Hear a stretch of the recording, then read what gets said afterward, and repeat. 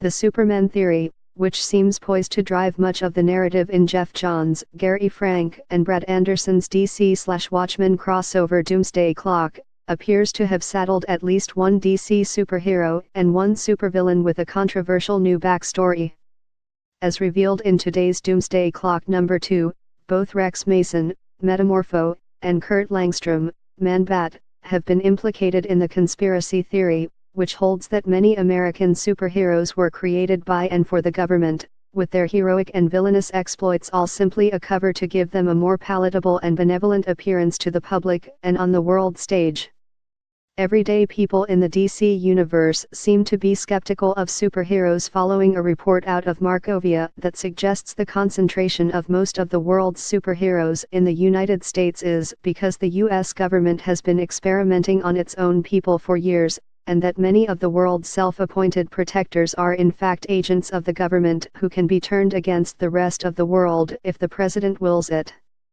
Mason is singled out in The Supermen Theory, with documents ostensibly proving that his powers did not happen in an accident, as has always been suggested, but by design and with Mason's consent.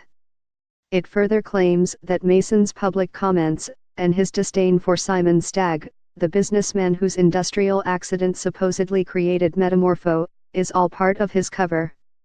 A number of Metamorpho's enemies have come forward to validate the claims of the leaked documents with their own testimony, and Langstrom has admitted that the research that led to his own transformation was sponsored by the U.S. Department of Metahuman Affairs, according to Doomsday Clock number 2. It is curious that those publicly admitting to wrongdoing are already supervillains, who might see a way out of prosecution by playing into the Supermen Theory narrative.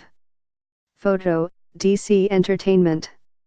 The notion that superheroics are all a cover to keep the true agenda of the metahuman population obscured from view would, if true, be a game-changing revelation, but what seems more likely is that it is either all an elaborate hoax, perhaps with Lex Luthor, who seems to be riding a tide of anti-metahuman sentiment based on the articles linked to in the Bulletin, or at best a tweak to DC's history by Dr. Manhattan. The wave of anti-superhero sentiment, and particularly the visual of police lining up to protest against masked vigilantes, feels very much in keeping with the events that brought on the Keene Act in Watchmen, a law that made it illegal for masked adventurers to operate, unless they were employees of the government, subject to oversight and with their identities known to their superiors. It seems unlikely that DC would introduce such a status quo into its comics, since it would be remarkably similar to what Marvel did following the events of Civil War nearly a decade ago, and it would fly in the face of much of what DC's Rebirth initiative is all about.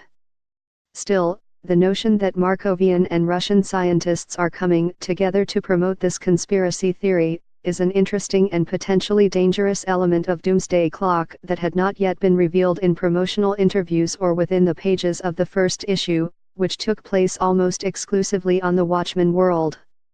The theory seems to have turned some people against Batman, likely because one of the examples they use, Rex Mason, aka Metamorpho, has a long history of working alongside the Dark Knight with the Outsiders. How or if this will impact Metamorpho's role in the Terrifics, the forthcoming New Age of Heroes title from writer Jeff Lemire, is not yet clear.